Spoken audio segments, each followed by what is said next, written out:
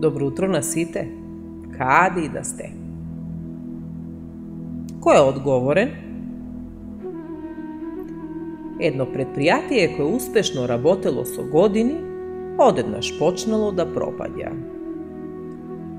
Кога вработените го забележале тоа, почнале меѓусебно да се обвинуваат. Виновен е шефот, виновен е тој во книговодство, виновен е консултантот, виновен е директорот, велеле работниците, а некои обвинувале управата. И се така. Сите биле незадоволни и вперувале со прст во некој друг. Директорот, кој бил мудар човек, го гледал сето тоа и смислил начин како да ја смири ситуацијата. На сите вработени им пратил писмо во кое пишува: Драги вработени, со жалење ве информирам дека вчера почина работникот кој најмногу ви сметаше во вашиот успех и напредок во работата. Телото ќе биде изложено во фоајето на зградата на компанијата од 11 до 13 часот, па ве повикувам сите да присуствувате на чинот на испраќање.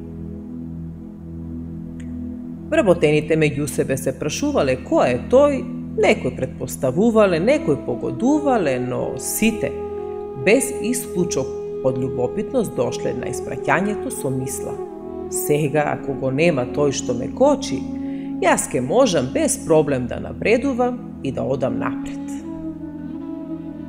Се собрале стотина луѓе и еден по еден приоѓале до ковчегот и погледнувале во него.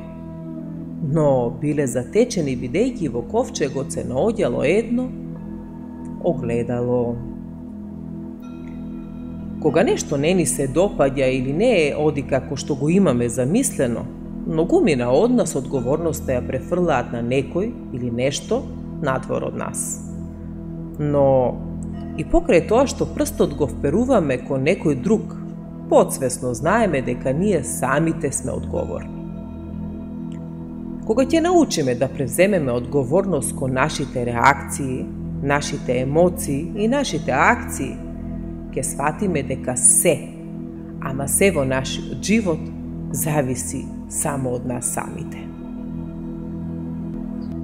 Доколку веќе не сте, заследете го овој YouTube канал со притискање на копчето Subscribe.